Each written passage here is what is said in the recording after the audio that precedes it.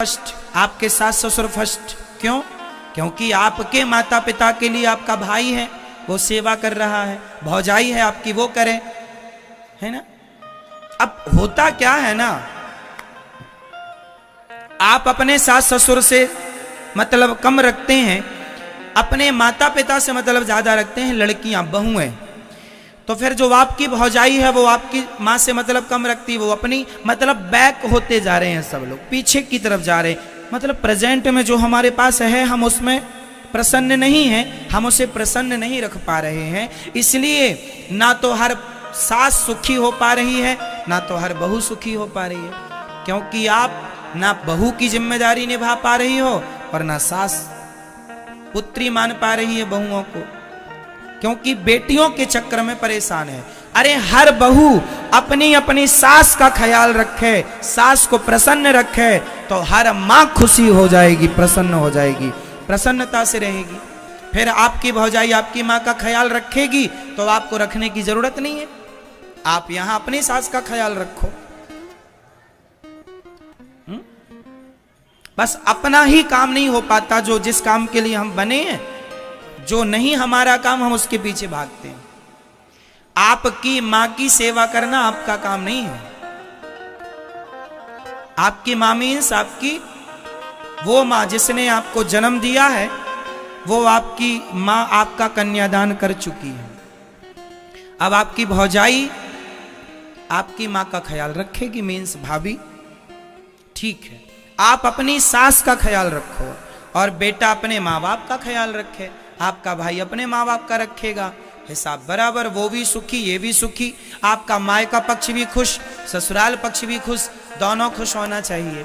तो रिश्ते, चार रिश्ते, पहला पति पत्नी का, दूसरा सास ससुर का रिश्ता निभा लो, तीसरा भाई बहन का रिश्ता।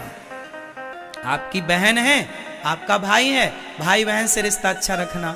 और चौथा अपने बेटा और अपनी बहू, और अपने बेटा और बहू के जो परिवार, बेटी जब आपकी बहू आएगी तो आपके समधि समधन एक अच्छा रिश्ता रखना ही पड़ता है, अच्छे संबंध रखने पड़ते हैं। तो ये चार समझ गए आप। पहला पति पत्नी का रिश्ता अच्छा हो, दूसरा सास ससुर का रिश्ता अच्छा हो, आपसे आपके सास का अच्छा तालमेल हो, तीसरा भाई बहन का रिश्ता अच्छा हो, चौथा आपका बेटा आपकी बहू का रिश्ता अच्छा हो, आपके बेटे से आपका रिश्ता, आपके पुत्र से आपका ऐसा रिश्ता हो दोस्त की तरह, ताकि बेटा गलत रास्ते पर ना जाए, पिता को हर बात बताए। बेटे के लिए फिर आपको बहू लानी है, और जहां से बहू लाएंगे वो भी अच्छे खानदानी हो, अपने समधि समधन से अच्छा रिश्ता रखना ही पड़ेगा, क्योंकि वो रिश्ता भी महत्वपूर्ण होता। बस हो गई, इतना तो परिवार है। अपने भाइयों से अच्छा, हमने भाई बहन जो कहा उसमें भाइयों का रिश्ता आ गया। सारे भाई लोग, भाई अलग अलग हो चलेगा, तुम्हारा घर अलग तुम्हारा घर अलग, पर फिर भी मिल के रहो। क्या रहना है, क्या रहना है, मिल के रहना है। रोटी अलग, चूल्हा अलग, कमाई अलग, फिर भी तालमेल बना रहे, बोल चाल। आदमी पैसे का भूखा नहीं है मेरी माँ, मीठी बातों का दो बातें कह दो अच्छे से, खुश है ना। तो आप अपने भाई से अच्छे संबंध रखिएगा। क्यों? भाई से आपकी लड़ाई तो नहीं है आपकी? कितने भाई हैं आपके? आपका बोल चाल है? कभी लड़ाई तो नहीं होती? कभी कभी हो जाती है। चलो, आपके भाई कितने हैं? 3। बोल चाल है भाई से सबसे? आपके भाई से बोल चाल है आपका? पीछे वाले, हाँ बोल रहे हो? कितने भाई हो? कितने भाई हो? 3 बहनें हैं आपकी, ठीक। बहनों से बोल चाल है। रिश्तों को ना अच्छे से निभाओ, जिम्मेदारियां पूरी करो। आपके अपने खून का संबंध जहां है, उन्हें यदि कोई जरूरत है तो आप उनकी पूर्ति करो, यदि आप सामर्थ्य रखते हैं तो। एक दूसरे की हेल्प करना चाहिए, भाई बहन की हेल्प करे, बहन भाई की हेल्प करे, अच्छे से रहो, प्यार मोहब्बत से। है ना। ये सारे रिश्ते जरूरी होते हैं, रिश्ते जरूरी हैं इसलिए बनाए गए। परिवार को समय दो, रिश्तों को निभाओ, रिश्तों की जरूरतें पूरी करते रहो। और रिश्तों में जहां भी जरा भी आपको लगे कि सीलन आ गई है, दीवारों में सीलन आ जाती है ना, फिर आप क्या करते हैं, सीलन हटा के फिर वहां पुट्टी उट्टी करा के ठीक कराते हैं। तो रिश्तों में जब सीलन आ जाए तो आप तुरंत अपने विवेक से खरोंच खरोंच करके वो सीलन हटाओ और अपने ज्ञान से रिश्तों में प्रेम की पुट्टी मारती रहो, ताकि रिश्तों में प्रेम बना रहे, है ना, और रिश्ते सुंदर हों। प्रेम की पुट्टी करते रहो, प्रेम का रंग पेंट करते रहो, कलर करते रहो। रिश्तों को बनाना है। संगठन, गोस्वामी जी कह रहे हैं, जहां सुमति तहां संपत्ति नाना, जहां कुमति तहां विपत्ति निदाना। बताओ, जिस परिवार में संगठन है वो परिवार सुखी होगा या जो परिवार बिखरा है वो परिवार सुखी होगा? फटाफट उत्तर दो मेरी मां, बताओ जल्दी जल्दी। जिस परिवार में क्या है, जहां सुमति तहां संपत्ति नाना। क्या होना चाहिए, क्या होना चाहिए? संगठन। क्या होना चाहिए? जोर से मैया बोलो। मेरी मां, बहू से लड़ती हो? सास से? सास तो रो रही थी, महाराज बहुत परेशान किया। अच्छा ठीक है, तुम दोनों बैठी हो सास बहू, फिर ठीक है। कितना अच्छा होगा ना वो घर, जिस घर की सास बहू दोनों बैठ के कथा सुन रही हो, कितना अच्छा प्रभाव पड़ेगा। बाप बेटे कथा सुन रहे हो। इसलिए कहता हूं परिवार को जोड़ो, परिवार को संस्कार यहीं से मिलेंगे। जो बातें ये दास अनिरुद्ध आपसे कह रहा है, यदि मान गए मेरी बातें तो आपके घर में जो बदलाव होगा वो बदलाव दुनिया में कोई कॉलेज, कोई यूनिवर्सिटी, कोई पैसा, कोई धन, कोई सोना चांदी से नहीं हो सकता। ये बदलाव केवल कथा से पॉसिबल है। इसलिए संगठन, जो देश संगठित है। हमें अंग्रेज लोगों ने गुलाम क्यों बनाया, मुगलों ने गुलाम क्यों बनाया? क्योंकि हमारे देश में क्या नहीं था? संगठन। फूट डालो शासन करो की नीति अंग्रेजों ने अपनाई थी। और आज भी देखो, आपने आपके गांव में देख लेना, आपके सोसाइटी में देख लेना, जो लोग संगठित हैं, भाई देखो ना, हम पूरे मिल जाएं, पूरा परिवार, और मिल के तुम भी कमाओ हम भी कमाएं तो आप ज्यादा कमा पाएंगे। कोई झगड़ा नहीं है। अब जैसे किसी भाई भाई में झगड़ा है तो दोनों भाई केस लड़ रहे हैं, तो केस लड़ने में पैसा खर्च हो रहा है कि नहीं? दोनों का खर्च हो रहा है, समय भी खर्च, पैसा भी खर्च। तो जो उनकी तरक्की थी वो झगड़े के कारण रुक गई। नुकसान किसका हुआ? आपका हुआ। इसलिए लड़ना समझदारी नहीं है। लड़ना, बोलो, समझदारी है। प्रेम समझदारी है, प्यार। भाई भाई तालमेल से। हम जा रहे हैं किसी काम से तो तुम घर परिवार की देखरेख करना, तुम जाओ तो हम करेंगे। आज विडंबना ये है कि आज का आदमी गैरों पर विश्वास कर लेता है, अपनों पर नहीं करता। और मेरी मानो तो अपनों पर विश्वास करना सीखो। और मैं आपसे एक और बात कहूंगा, अपनों का विश्वास कभी तोड़ना मत। अपनों का विश्वास कभी तोड़ना मत। हम तो कहते हैं विश्वास किसी का मत तोड़ो, किसी का विश्वास नहीं तोड़ना चाहिए, पर अपनों का विश्वास तो नहीं ही तोड़ना चाहिए। किसी का नहीं तोड़ना चाहिए, किसी का भी तोड़ना पाप है। लेकिन आज भाई भाई का विश्वास तोड़ देता है, भाई भाई संपत्ति भाई की हड़प लेता है। कलयुग का भाई कैसा है देख लो। इसलिए यदि आपके रिश्ते बेहतर हो गए तो आधी से ज्यादा समस्याएं आपकी खत्म हो जाएंगी। परिवार, रावण भले दुष्ट था पर वो संगठित रहता था। आज तक उसे कोई हिला ना पाया, उसकी सत्ता को हिलाने के लिए भगवान को आना पड़ा। मतलब संगठन में ये ताकत है। रावण के 1 लाख बेटे थे, 1.25 लाख नाती थे, पर देखो रावण के घर में कोई झगड़ा नहीं, आपसी झगड़ा नहीं है। एक बात बताएं मेरी मां, आदमी बाहर के दुश्मन से लड़ सकता है, घर के दुश्मनों से नहीं लड़ पाता।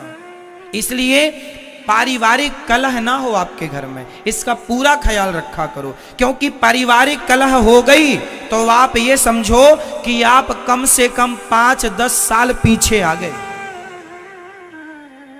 यदि आपके परिवार में कलह हो गई तो पारिवारिक कलह आपको कितने साल पीछे लाएगी? जितना लंबा झगड़ा करोगे उतने पीछे आप आ जाओगे। हाँ या ना? बोलो ये बात सही है या गलत है? हाँ या ना? सिर तो हिलाओ। जितना लंबा झगड़ा करोगे आप उतने पीछे आ जाओगे। इसलिए युद्ध करना समझदारी हो ही नहीं सकती। इसलिए जब महाभारत का युद्ध हो रहा था तो भगवान श्री कृष्ण शांति दूत बन के गए थे, युद्ध ना करो। पांडवों के पक्ष से गए थे ना कौरवों के पास, नहीं माना दुर्योधन ने, सुई की नोक बराबर जगह नहीं दूंगा कह दिया, भगवान को बंदी बनाने लगा, अलग विषय। पर शांति का प्रस्ताव लेकर भगवान गए थे। भगवान नहीं चाहते थे युद्ध हो, क्योंकि भगवान उस परिणाम को जानते थे। आप देखो यूक्रेन रसिया का युद्ध बड़ा युद्ध था। तुम भाई भाई का युद्ध होता है वो छोटा होता है, पर युद्ध तो युद्ध है। नुकसान तो छोटा हो या ज्यादा, नुकसान तो नुकसान है, होगा। इसलिए समझदारी नहीं है। यदि हम आपस में लड़ बैठेंगे तो देश को कौन संभालेगा? कोई भी बाहर वाला आके घर से हमें निकालेगा। दीवानों जरा होश करो, मेरे देश प्रेमियों, आपस में प्रेम करो। देश प्रेमियों, आपस में प्रेम करना सीखिए। हमारे देश में झगड़े की वजह क्या है? झगड़े की वजह है अंग्रेजों ने जहर घोल दिया। बोले तुम बड़े हो, तुम छोटे हो, तुम ऊंचे हो, तुम नीचे हो। ना ऊंचा ना नीचा, ना बड़ा ना छोटा। बताओ आप कितने भाई हैं? 3। आप कितने भाई हैं? फटाफट बताओ आप कितने भाई हो? 1। आप कितने भाई हैं? आप कितने भाई हैं? सबके उत्तर अलग अलग होंगे, पर आज मैं आपको बताऊं आप कितने भाई हैं। आप जितने लोग यहां बैठे हैं और जितने लोग कथा टीवी पर सुन रहे हैं, ध्यान से सुनिए, हम सब 4 भाई हैं। और चारों भाई कौन कौन? हम ब्राह्मण, क्षत्रिय, वैश्य और शूद्र, ये चारों भाई यदि संगठित हो जाए ना तो क्या मजाल किसी की कि हमारे भारत की तरफ कोई नजर उठाकर देख ले। जब हम आपस में लड़ते हैं तो कभी मुगल आते हैं, कभी अंग्रेज आते हैं और हमें गुलाम बना लेते हैं। क्यों बनाते हैं? क्योंकि हम लड़ते हैं, हम में संगठन नहीं। मेरी मां, मेरे भारतीयों, संगठित रहना सीख लो। जो संगठित रहते हैं ना वो सुखी रहते हैं। आपने देखा होगा पहले जंगल में कोल भील लोग रहा करते थे तो वह जंगल में संगठित रहा करते थे, तब वह जंगल में रह पाते थे, वरना कैसे रह पाएंगे। एक लाठी तोड़ना सरल है, पर लाठियों का कोई वहां पर गट्ठा रखे और कहा जाए कि तोड़ो तो कठिन है। एक उंगली को तोड़ना सरल है, पर उंगलियों को 5 को मिलाकर घूसा बना देना और फिर घूसे को कोई मोड़ के तोड़ के दिखाए तो कठिन है। साहब, एक झाड़ू तिनकों से बनती है और संगठित तिनके हो जाएं तो कचरा साफ कर देते हैं, पर वही झाड़ू बिखर जाए तो खुद कचरा हो जाती है। मेरे भाइयों, आपस में बिखरना मत, आपस में संगठित रहना। यदि आगे जाना हो तो, यदि देश को समृद्धवान बनाना है, भारत देश को विश्व गुरु बनाना है, तो संगठन की जरूरत है। हम सभी संगठित हो जाएं, ब्राह्मण, क्षत्रिय, वैश्य, शूद्र। बताओ, ब्राह्मण और क्षत्रिय और वैश्य शूद्र चारों के पिता का नाम बताओ। चारों के पिता का नाम आप बताओ। चारों के पिता कौन है? बताओ बताओ, चारों ब्राह्मण के पिता कौन? और क्षत्रिय के? भगवान नारायण से ही, भगवान ब्रह्मा जी से ही ब्राह्मणोस्य मुखमासीद बाहु राजन्यः कृतः उरु तदस्य जद वैश्यः पदभ्यांगुं शूद्रो अजायत। भगवान से ही ब्राह्मण का जन्म हुआ है।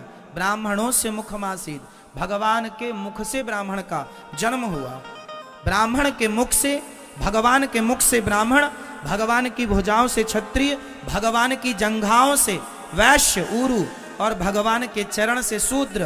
तो आखिर चारों के पिता एक हैं कि नहीं? बोलो हाँ या ना, जोर से। हैं? तो फिर चारों एक बाप की संतान हुए कि नहीं? बोलो हाँ या ना। जब चारों एक बाप की संतान है तो फिर झगड़ा किस बात का है, ये बताओ हमें। फिर कौन बड़ा कौन छोटा? सबको राह में आए जो दीन दुखी, सबको गले से लगाते चलो। एक बात बताएं साहब, सम्मान करने से सम्मान बढ़ता है। यदि मैं आपका सम्मान करूंगा तो आप मेरा सम्मान करेंगे, यदि मैं आपका अपमान करूंगा तो आप मेरा अपमान करेंगे। यही है, हम सबका सम्मान करें। भगवान राम ने निषाद राज को गले लगाया, सबरी माँ के बेर खाए। जब भगवान ऊंच नीच का भेद नहीं करते तो हम कौन होते हैं ऊंच नीच का भेद करने वाले? भगवान ने निषाद जी को गले लगाया, वो जंगल के भील थे। सबरी मां को गले लगाया, राम जी ने भेद किया? बताओ किया हो तो? राम जी ने भेद नहीं किया तो हम और आप भेद क्यों करें?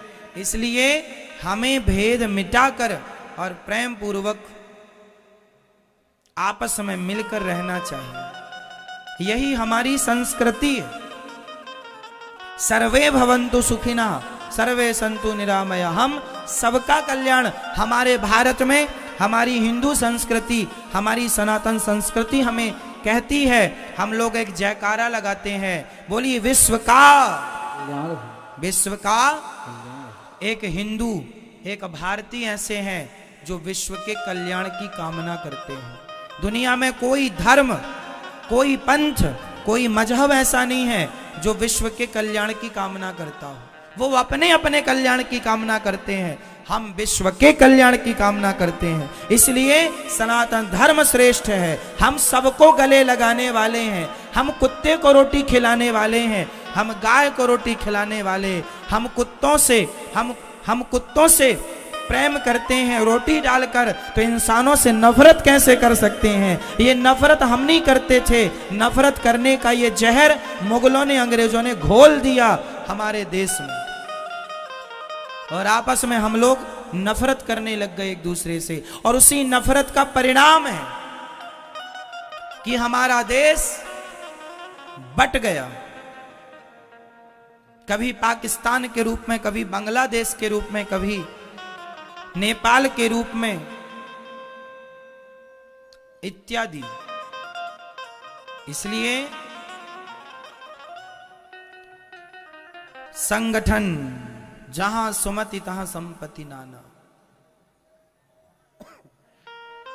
राम और रावण में अंतर इतना ही था, रावण के घर में संगठन बेटों में था, पर भाई भाई में संगठन नहीं था।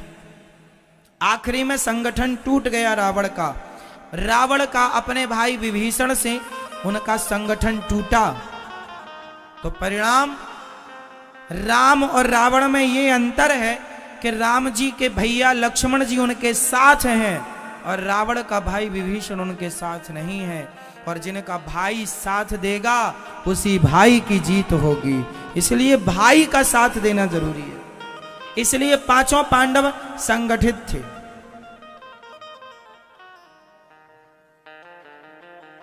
पांचों पांडवों को लड़ाने की कोशिश की गई कौरवों के द्वारा, भिड़ाने की कोशिश की गई, पर पांचों में कोई टस का मस ना हुआ, इसलिए जीत हो गई। संगठन में ताकत है। इसलिए आप कैसे रहेंगे? जोर से सभी को गले लगाओ, सभी को प्यार करो। क्यों जी? सही है। बताओ नफरत करना सही है या प्रेम करना सही है? जोर से। मैं सबसे नफरत करूं तो अच्छा होऊंगा या सबसे प्रेम करूं तो अच्छा कहलाऊंगा? इसलिए ये दास अनिरुद्ध हम केवल कह नहीं रहे हैं, ये दास अनिरुद्ध ये प्रेम करता है। हमारे गौरी गोपाल आश्रम में आप देखिएगा, यहां ब्राह्मण क्षत्रिय, ब्राह्मण माता, क्षत्रिय माता, वैश्य माता, शूद्र माता, 262 माताएं यहां रहती हैं। और 262 माताओं में कुछ माएँ ब्राह्मण, कुछ माँ क्षत्रिय, कुछ माँ वैश्य, कुछ माँ शूद्र घराने से हैं। परंतु ये दास अनिरुद्ध चारों के पांव दबाता है बिना जात पूछे। मैंने आज तक किसी माँ की जात नहीं पूछी, सबके सेवा की है। जब मैं भेद नहीं करता तो आप भेद मत कीजिए। मैंने तो ये भेदभाव की दीवार गिराने की कोशिश की है, अब आप कोशिश कीजिए। मैंने अपना कर्तव्य किया है, अब आगे का आप कीजिए। मैंने ये भेदभाव, ऊंच नीच की दीवारें मैंने खड़ी नहीं की, बल्कि जो खड़ी थी मैंने उन्हें गिराने की कोशिश की। ये गौरी गोपाल आश्रम की रसोई का दर्शन कीजिएगा, यहाँ सारे लोग प्रसाद पाते हैं, ब्राह्मण, क्षत्रिय, वैश्य, शूद्र। यहाँ किसी की जात नहीं पूछी जाती कि तुम्हारी जात क्या है। सब लाइन में लगकर ठाकुर जी का प्रसाद ग्रहण करते हैं। आप में से कितने लोग इस बात के गवाह हैं? बताइए, यहां कोई भेद है जातवाद का? जब यहां ये दास अनिरुद्ध जातवाद का भेद नहीं रखता, तो अब मैं हाथ जोड़ के हम सभी देशवासियों से निवेदन करेंगे कि आप भी ये ऊंच नीच का भेद मिटाकर सबको गले लगाना सीखिए, एक दूसरे से मिलकर रहिए। लड़ोगे तो आज तुम्हारी लड़ाई का परिणाम ये हुआ कि गांव के गांव हमारे हिंदुओं के क्रिश्चियन हो गए, धर्म परिवर्तन हो गया, गांव के गांव में क्रिश्चियन हो गए। लाखों हिंदू हमारे देश में क्रिश्चियन धर्म अपना चुके हैं, ईसाई धर्म अपना चुके हैं, केवल इसलिए कि तुम्हें अपने धर्म के लिए फुर्सत नहीं है।